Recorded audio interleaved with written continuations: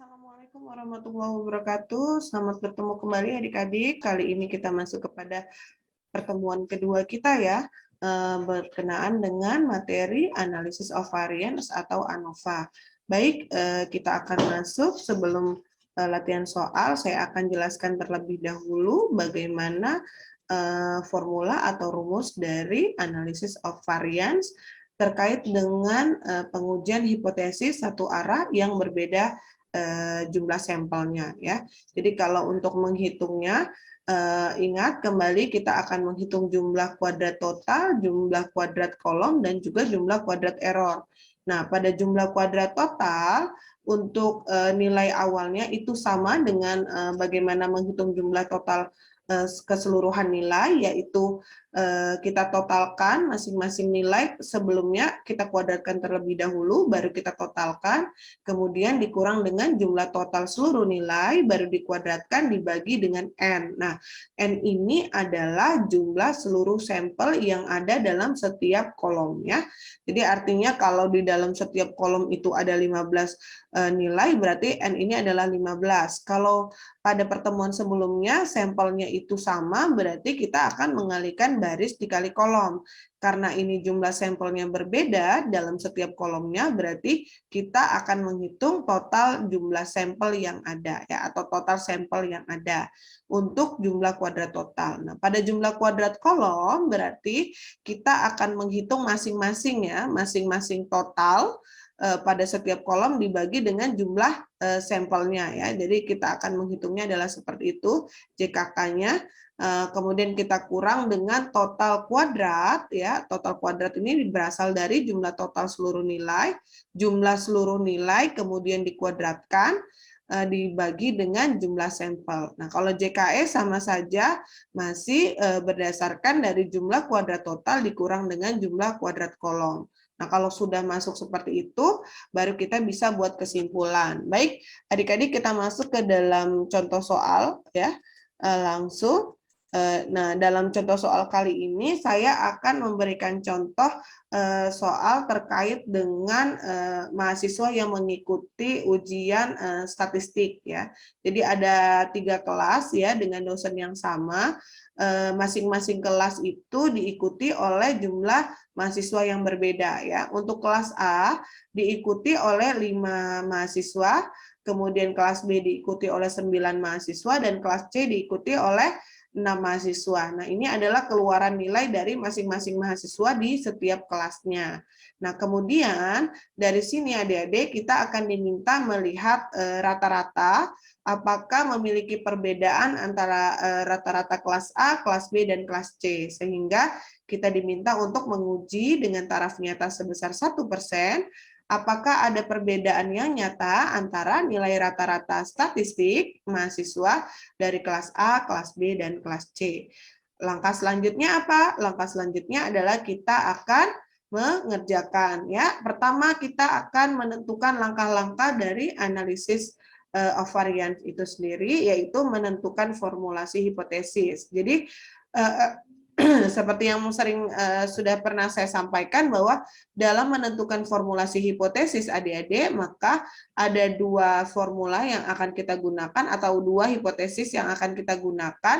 Yang pertama adalah hipotesis awal dan yang kedua adalah hipotesis tandingan ya.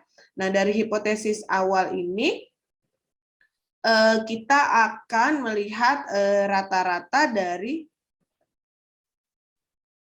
kita akan melihat rata-rata dari masing-masing hipotesis ya. Jadi kalau hipotesis awal ini adalah kita akan bandingkan rata-rata pada kelompok A atau kelas A, kemudian akan sama dengan rata-rata pada kelas B, dan akan sama dengan rata-rata pada kelas C. Nah, selanjutnya adalah hipotesis tandingan, berarti lawannya dari hipotesis awal, yaitu menyatakan bahwa rata-rata pada kelas A itu tidak akan sama dengan rata-rata dengan kelas B dan tidak akan sama dengan kelas C. Nah, kalau sudah menentukan formulasi hipotesis, adik-adik, langkah selanjutnya adalah menentukan taraf nyata dan nilai F-tabel ya. Taraf nyata dan nilai F-tabel itu didasarkan dari jumlah kolom, karena kita lihat jumlah kolomnya adalah 3. berarti K-nya adalah 3, dan N ini berasal dari jumlah sampel dalam setiap kolomnya. Jadi ini kalau kita lihat ya adik-adik, pada kolom pertama berjumlah 5 orang, ya berarti ini kita gunakan sama dengan dulu, kemudian 5, kita tambahkan dengan kolom B atau kelas B itu adalah 9 orang, kita tambahkan lagi dengan kelas C yaitu ada 6 orang. Kemudian kita totalkan sebesar 20 orang. Ya. Kemudian kalau V1 itu tidak berbeda dengan materi sebelumnya, sama berasal dari kolom dikurang 1. Ya. Jadi sama dengan jumlah kolom itu ada 3, kita kurang dengan 1, menghasilkan nilainya adalah 2. Nah yang berbeda adalah derajat bebas penyebut, yaitu V2, di mana jumlah sampel dikurang dengan jumlah kolom. Ya. Jumlah sampel dikurang dengan jumlah kolom berarti sama dengan sampelnya itu adalah 20, kita kurang dengan kolomnya adalah 3, menghasilkan nilai 17. Ya. Nah kemudian alfanya itu adalah 1%, ya 1% itu nilainya berasal dari angka 1 dibagi dengan 100, ya. Selanjutnya baru kita akan menghitung F-tabel. Ya. F-tabel ini bisa kita hitung dengan menggunakan tabel distribusi ya normal, atau kita gunakan formula pada Excel. Karena kita pakai Excel jadi bisa kita gunakan langsung formulanya, yaitu FINV buka kurung ya nilai alfa, kemudian titik koma nilai V1 atau derajat bebas 1, titik koma derajat bebas 2, tutup kurung enter. Nah ya, didapatlah nilai sebesar 6,1121 sekian ya. Jadi ini bisa kita lanjutkan atau bisa kita kecilkan kembali. Nah, kalau sudah kita dapatkan nilai F alfa, maka selanjutnya kita akan menentukan kriteria pengujian.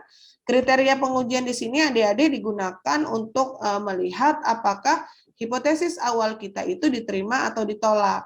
Jadi kalau diterima, syaratnya adalah F hitung nilainya harus kurang dari sama dengan F alfa, yaitu sebesar 6,1121 sekian ya. Dan H0 akan ditolak jika F0-nya lebih besar dari F alfa sebesar 6,1121 sekian ya. Nah, itu adalah kriteria pengujian yang nanti akan menjadikan dasar kesimpulan kita untuk kita bandingkan antara F hitung dengan F alfa ya. Selanjutnya adalah baru kita masuk ke dalam tabel ANOVA atau perhitungannya ya. Jadi langkah pertama adik-adik kalau kita ingin lebih cepat, kita tinggal mengkopikan terlebih dahulu ya data yang ada pada tabel soal, kemudian kita pindahkan pada langkah pengujian yang keempat ya. Jadi pada awalnya kita akan menghitung berapakah jumlah kolom. Jumlah kolom ada 3 nih, 1, 2, dan 3.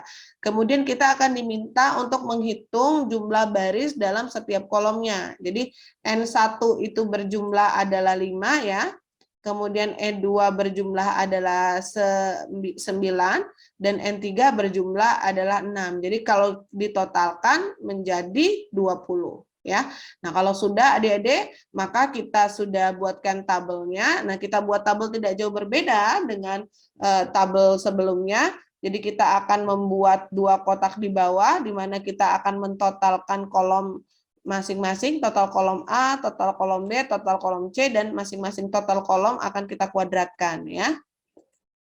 Kemudian di sini adalah T ini kita gunakan sebagai nilai untuk mentotalkan seluruh nilai yang ada atau seluruh sampel yang ada pada setiap kolomnya kita totalkan nilainya, kemudian nanti akan kita kuadratkan. Kemudian kolom yang berikutnya adalah kolom dari kuadrat masing-masing kolom dari kolom A, kolom B, dan kolom C ya. Tujuannya nanti kita akan menghitung pada JKT-nya ya, jumlah kuadrat totalnya. Nah, baik, kita akan memulai. Langkah pertama adalah kita akan mentotalkan ya. Jadi sama dengan sum buka kurung nilai sampel A, kita tarik saja boleh sampai paling bawah, kemudian kita enter, oke ya. Tutup kurung enter. Nah, kalau sudah ingat tidak perlu banyak-banyak, cukup kita bawa mouse-nya sampai ke ujung kanan paling bawah ya, sampai berbentuk tanda plus, kemudian bisa kita tarik. Nah, ini sudah kita dapatkan jumlah total seluruh nilai pada masing-masing kolom, sehingga ini bisa kita langsung kuadratkan, kita totalkan sama dengan sum buka kurung nilai dari total kolom 1, kolom 2, dan kolom 3, kita tutupkan kurung, kemudian kita enter. ya, didapat 1.611 nilai pada seluruh nilai yang ada pada tabel ini. Nah, kemudian kita akan mengkuadratkan ya. Jadi kita mengkuadratkannya adalah sama dengan kita bawa mouse-nya pada B49 atau pada total kolom A, kemudian kita kasih tanda kutip, kemudian angka 2, enter ya. Berarti ini kita kuadratkan. Nah, setelah kita kuadratkan, kemudian kembali kita tarik ya kedua, dan ini bisa sampai terakhir ya. Jadi kita akan mengkuadratkan nilai dengan tujuan nanti kita akan menghitung jumlah kuadrat total dan jumlah kuadrat kolom. Nah, kalau sudah langkah ini, maka selanjutnya kita akan mengkuadratkan setiap sampel yang ada dalam setiap kolom ya. Jadi ini kita masing-masing akan kita buatkan nilai. Kita bawa yang pertama sama dengan nilainya ada di kolom B40, kita klik, kemudian kita kasih tanda kutip, dan kita ketik angka 2, tujuannya adalah mempangkatkan. Oh ya, jadi nilai dari A 88 kalau dikuadratkan sebesar 7.744. Nah, ingat, ini tinggal kita tarik saja ke bawah, kemudian bisa kita tarik juga ke samping. Ya, ini udah ya. Tarik ke bawah, kemudian kita tarik ke samping dengan tujuan adalah agar kita dapatkan nilai. Nah, karena di kolom A ini hanya ada 5 anggota ya, atau 5 sampel, berarti yang lainnya nilainya adalah 0. Ini boleh kita delete atau tidak. Kemudian yang C ini hanya ada 6 kelompok, berarti 6 sampel, berarti sisanya juga kita nolkan ya. Nah, kalau sudah adik-adik, langkah selanjutnya adalah kita akan menghitung jumlah kuadrat pada kolom, total, dan error, kemudian akan menghitung derajat bebas, rata-rata kuadrat, dan akan menghitung F0. Nah, langkah pertama, ingat adik-adik, ketika kita akan menghitung jumlah kuadrat yang berbeda, sampelnya, berarti secara otomatis satu persatu akan kita hitung ya. Satu persatu akan kita hitung. Langkah pertama adalah kita gunakan sama dengan buka kurungnya 2 kali ya, karena kita akan membagi masing-masing kuadrat kolom dengan jumlah sampel yang ada ya. Jadi rata-rata kolom jumlah kuadrat yang pertama adalah total kolom A ya, total kuadrat kolom A akan kita bagi dengan jumlah sampel A, yaitu 5. Ini saya klik yang di sini saja, atau di sini boleh. Ini 5. Nah, kita klik, kemudian kita tutup kurung, kita tambahkan. Dalam kurung lagi, total kuadrat kolom B ya. Kemudian kita akan bagi kembali dengan jumlah sampel B ya. Kemudian kita tutup kurung, kita tambahkan kembali, buka kurung, yaitu adalah total kuadrat kolom C, kita bagi dengan jumlah sampel C, kita tutup kurung dan tutup kurung kembali. Nah, ini adalah langkah pertama ya. Selanjutnya adalah kita akan mengurangi dengan jumlah total seluruh nilai yang dikuadratkan, yaitu seluruh nilai kemudian dikuadratkan ya. Kita bagi dengan jumlah sampel. Ingat, jumlah sampelnya adalah 20, berasal dari jumlah sampel pada kolom 1, kolom 2, dan kolom 3. Kemudian kita tutup kurung dan enter. Nah, didapatkanlah rata-rata kolom sebesar 25,39 ya. Ini komanya sudah saya atur ya. Kemudian kita masuk kepada jumlah kuadrat total. Nah, jumlah kuadrat total itu cara menghitungnya adalah sama dengan kita gunakan sum ya. Buka kurung, ingat kita masuk ke dalam kolom yang kita kuadratkan. Jadi seluruh nilai yang kita kuadratkan, kita blok ya, kemudian kita tutup kurung, baru kita kurangi ya. Ini dalam kurungnya kita boleh buat 2 ya, Dedek. Misalnya saya mau buat 2 biar saya lebih mudah dalam menghitungnya misalnya. Kemudian kita kurangi dengan dalam kurung kembali, nih dalam kurung kembali, kita ambil total total seluruh nilai yang dikuadratkan, kemudian kita bagi dengan jumlah sampel. Jumlah sampelnya itu ya adalah 20 ya. Kalau sudah, kita tutup kurung, enter. Nah, didapatlah total jumlah kuadrat total sebesar 626,95.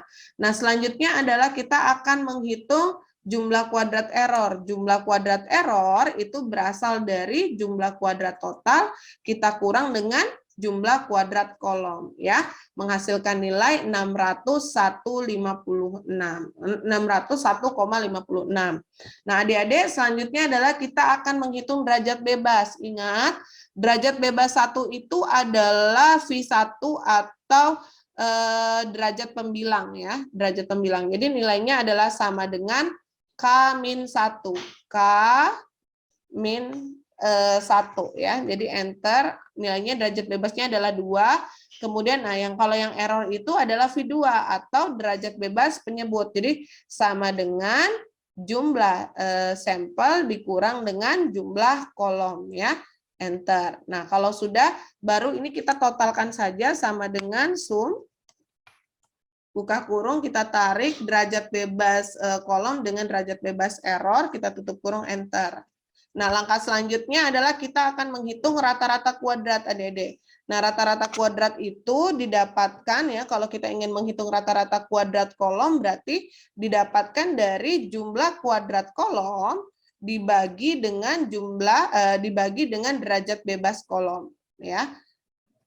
Didapat 12,70, kemudian rata-rata kuadrat error itu berasal dari jumlah kuadrat error dibagi dengan derajat bebas error, kemudian kita enter, didapat adalah 35,39. Nah, selanjutnya kita bisa atau baru akan menghitung berapakah F hitungnya. Jadi F hitung didapatkan dari nilai rata-rata kuadrat kolom dibagi dengan rata-rata kuadrat error, ya. Dihasilkan nilai sebesar 0,3588 sekian. Nah, adik-adik, karena sudah kita dapatkan nilai dari F hitung, selanjutnya kita akan membandingkan dengan F alfa. Nah, ternyata F alfa yang kita dapatkan tadi sebesar 6,1121 sekian, itu nilainya jauh lebih besar daripada F hitung, yaitu sebesar 0,3588 sekian, ya.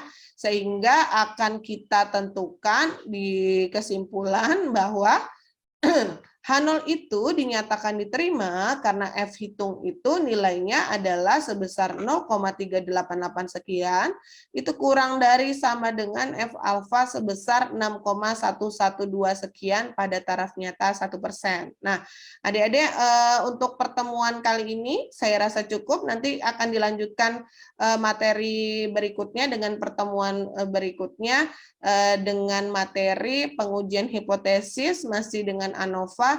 Kita akan menggunakan metode 2 arah, ya. Jadi 2 arah tanpa interaksi dan dengan interaksi. Saya akhiri, wassalamualaikum warahmatullahi wabarakatuh. Terima kasih banyak adik-adik.